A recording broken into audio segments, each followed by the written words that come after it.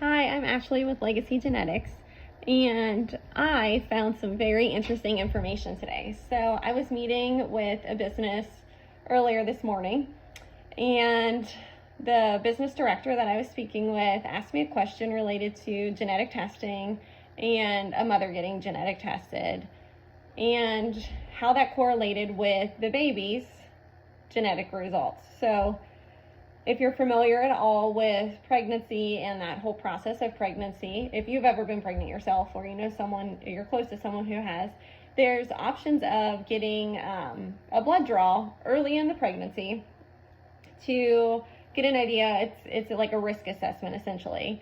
So there's two different options. You can do a screening option, which is a blood sample and an ultrasound, and that's a risk assessment. There's a diagnostic testing, which you can get done. It's typically performed between 10 and 14 weeks, and this is what's called the CVS or an amniocentesis. The amniocentesis is typically performed later in the pregnancy, sometime after the second trimester or during the second trimester, and that's a process where they obtain some of the fetal cells through an invasive procedure. This gives a more definitive answer related to genetic changes. Or things that a mom may be concerned about, or things that they may get results at this point in time and decide, okay, let's make plans for a different kind of hospital to deliver in and set up providers, because we know that our baby is going to have this kind of different health concern or issue or strength.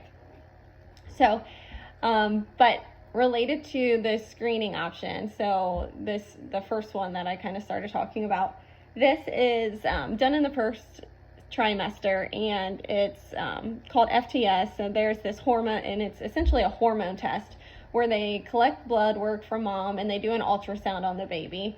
This usually happens around 12 weeks of gestation, or when mom's about 12 weeks pregnant. And the ultrasound measures the nucleolucency, and this gives about a 93% detection rate. Then there's this cell-free DNA test. Okay, so this is a different kind of blood test.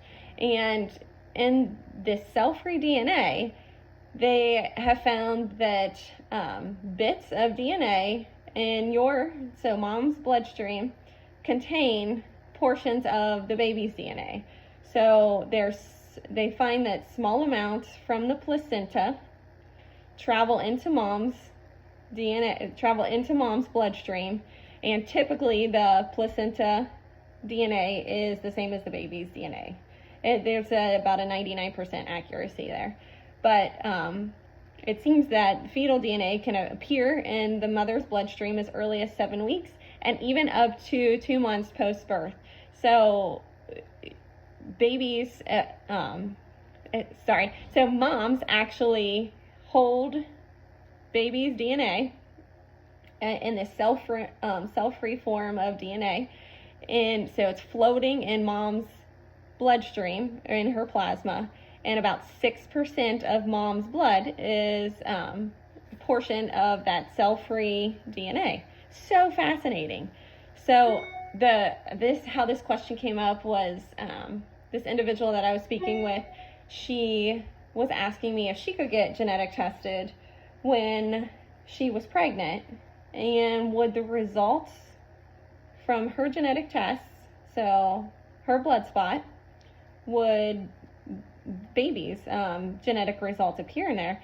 And I honestly wasn't 100% sure, and I didn't want to tell someone to purchase this, make this kind of higher ticket offer or price, pay this price, when I wasn't 100% sure that baby's results wouldn't be in there. So I'm gonna have to do a little bit more digging, but I think I would say you would probably hold off until at least 2 months postpartum, from everything that I'm reading so far, to do the genetic tests. But it's just so neat that how the baby's genetics and their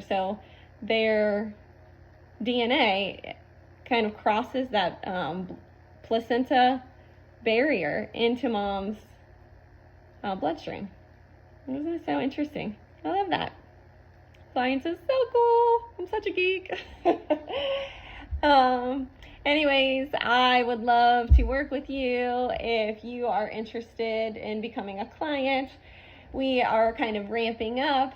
We had a crazy busy week last week, Legacy Genetics did, and I'm so loving working with my clients and formulating their wellness plans and helping them understand the way they're supposed to be eating according to their genetic makeup, and finding these really neat genes that different people have that allows them, for this one client I had last week, great strength potential, like crazy great strength potential. And this individual, he wasn't really aware that he could reach this certain potential, but it's so neat to have hope and set these goals.